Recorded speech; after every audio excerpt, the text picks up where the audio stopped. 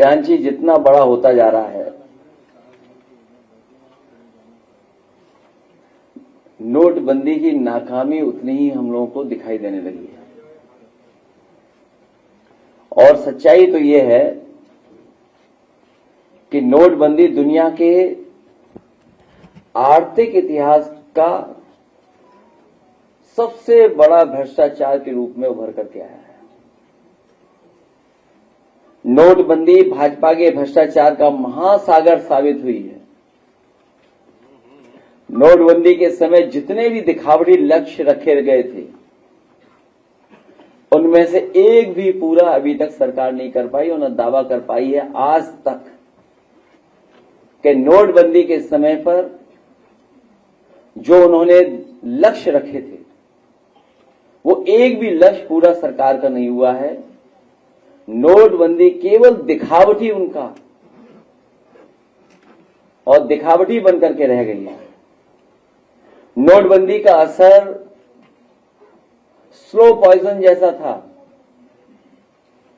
पिछले 8 साल में इसने किसान, मजदूर, मध्यम वर्ग, नौकरी पेशेवर लोग और छोटे दुकानदार, व्यापारी, रेडी पटरी, फेरी वाले सबको अपना शिकार बनाया और कोई वर्ग नहीं छूटा होगा जिस वर्ग को नोटबंदी की वजह से छत न पहुंची हो। नोटबंदी न केवल नोटबंदी रह गई थी, बल्कि नोटबंदी के बाद जो भारतीय जनता पार्टी के अन्य फैसले भी लिए गए, जैसे जीएसटी, और उससे भी बड़े पैमाने पे कारोबारियों का नुकसान पहुंचाने का काम भारतीय जनता पार्टी ने किया। हालांकि ये जन्मदिन हम लोगों से ज्यादा भारतीय जनता पार्टी के लोगों को मनाना चाहिए, लेकिन भारतीय जनता पार्टी के लोग न केवल तारीख भूल जाते हैं, बल्कि ये भी भूल जाते हैं कि कोई खजांची भी है।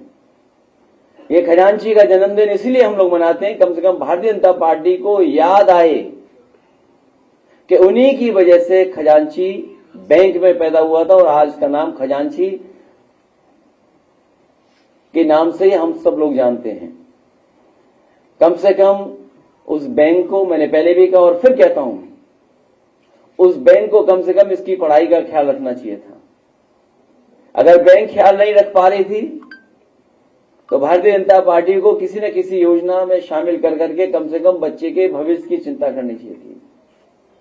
न उन्हें भविष्य की चिंता कर रहे हैं, न पढ़ाई की चिंता कर रहे हैं। अगर कोई उस बच्चे के भविष्य के बारे में चिंता कर रहा है तो केवल हम सब समाजवादी लोग, उसके अलावा कोई नहीं। जो इनकाउंटर वाले हैं उनका काउंटडाउन शुरू हो गया है। जो इनकाउंटर वाले हैं उनका काउंटडाउन शुरू हो गया है। अब वो सरकार में उतने दिन नहीं रहेंगे जितने वो सरकार में रह चुके हैं। इसी वजह से आप देखते होंगे उनकी भाषा बदल गई है, उनको सोचने समझने का तरीका भी बदल गया है। और सच्चाई तो ये है कि मन की कुटिलता ही वचन की कटुता बनती है। मन की कुटिलता ही वचन की कटुता बनती है।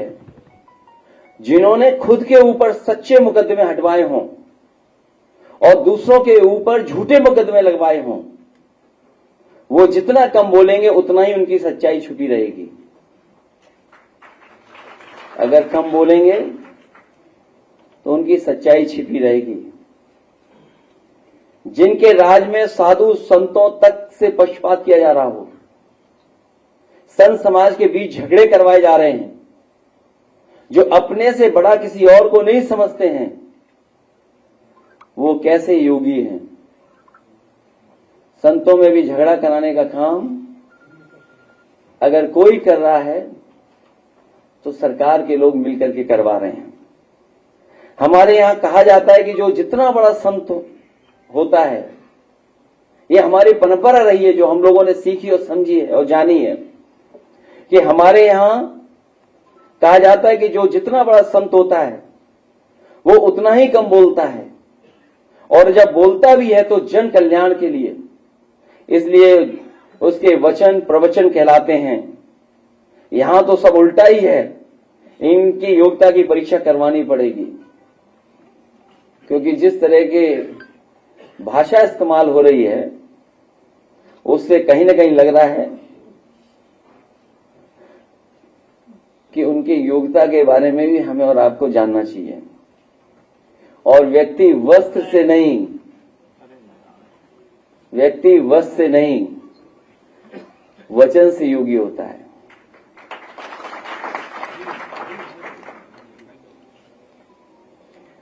जो लोग हमेशा अमृत काल को याद दिलाते हैं, ये आजादी का नहीं बर्बादी का अमृत काल है। और नकारात्मक लोगों का भी कलयुग में सब उल्टा होता है। ना तो समझो वही हो रहा है, जो कलयुग है उसमें उल्टा होता है और सब उल्टा कर रहे हैं लोग।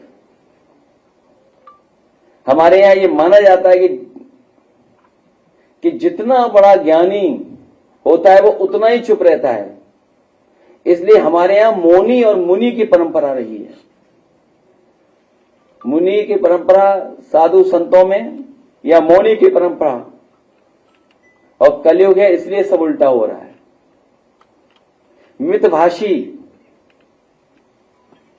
मितभाषी वाचाल बन गए हैं आजकल। वो मितभाषी नहीं बन रहे हैं। उनका सुनिए क्या कह रहे हैं आजकल। मृदभाषी कटुभाषी बन गए हैं। सत्य वचनी झूठे प्रचारक बन गए हैं। अभय निवारण करने वाले भय का प्रसारण कर रहे हैं। परोपकारी लोग अत्याचारी का काम कर रहे हैं। जिनका काम सरकार चलाना है वो बुलडोजर चला रहे हैं और विकास का प्रतीक विनाश का प्रतीक बन गया है। और अभी अभी सुना होगा हमने और आपने कि किसी भी सरकार को इस तरीके से सुप्रीम कोर्ट ने नहीं कहा होगा जिस तरीके से इस सरकार को कहा है। और सुप्रीम कोर्ट ने जो कहा, ये पहली बार ऐसा हुआ है कि देश में पहली बार सुप्रीम कोर्ट ने बुलडोजर एक्शन के खिलाफ उत्तर प्रदेश सरकार पर 25 लाख का भारी भरकम जुर्माना लगाया है। अगर कहीं ऐसा हुआ हो तो बताइए, जहां सुप्रीम कोर्ट ने जुर्माना सरकार पर लगाया हो और जजों ने कहा यह सरकार बहुत अहंकारी है, ऐसा लगता है कि यूपी में कानून का राज समाप्त हो गया है, उत्तर प्रदेश में शक्ति और सत्ता का अनुचित दुरुपयोग हो रहा है। ये बात याद होगा आपको। जब भी सरकार के खिलाफ हम लोगों ने कहा होगा तो इन बातों को हमेशा रखा कि सरकार अहंकार में संविधान भी भूल गई है। और बुलडोजर प्रतीक नहीं हो सकता है, लेकिन सरकार बुलडोजर से चला रही थी। और वो भी सुप्रीम कोर्ट ने फिर कहा यह बहुत मनमानी है कि आप बुलडोजर लेकर नहीं आ सकते और रातों रात घर नहीं तोड़ सकते हैं। आप परिवार को घर खाली करने का समय नहीं देते हैं। घरेलू सामानों का क्या उचित प्रक्रिया का पालन किया जाना चाहिए था, वहीं पूरी तरह जंगल राज और अराजकता है। सोचिए सुप्रीम कोर्ट में यह टिप्पणी होती हो कि आप बुलडोजर लेकर के जाते हैं लेकिन घर परिवार के लोगों को अपना सामान निकालने का भी मौका नहीं देते हैं। आप जो घर की गृहस्थी है उसको भी निकालने का मौका नहीं देते हैं। समय नोटिस मिलना चाहिए, नोटिस नहीं देते हैं आप। और उसकी वजह से सरकार को ये अपमान झेलना पड़ रहा है। और ये पहली बार जुर्माना ही नहीं बल्कि कोर्ट ने यह कहा है कि ऐसे अधिकारियों के खिलाफ कार्रवाई भी हो जिन्होंने इस तरह का काम किया है। और वो भी कहां, मुख्यमंत्री जी के घर के बिल्कुल बगल में ये उस पर इस तरह का सुप्रीम कोर्ट की टिप्पणी आई है। जो सरकार दूसरों के लिए न्याय का उदाहरण बननी चाहिए वो अन्याय कर रही है। इसलिए आए दिन उसे न्यायपालिका से डांट पड़ रही है, जुर्माना तक लग रहा है। पुलिस छापे मारती थी, अब पुलिस पर छापे पड़ रहे हैं।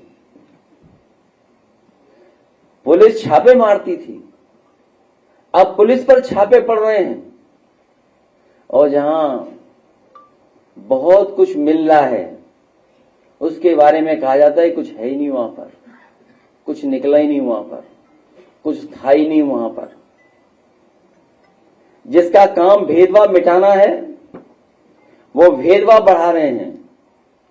जो लोग महंगाई, बेरोजगारी, भ्रष्टाचार, महिला सुरक्षा जैसे मुद्दों पर बहुत हुई फलाने की मार, अब की बार डैश डैश, आप जानते होंगे किसकी सरकार, जैसे नारे लगाते हुए आए, वो महंगाई, बेरोजगारी, भ्रष्टाचार, महिला सुरक्षा के बारे के सारे रिकॉर्ड तोड़ चुके हैं।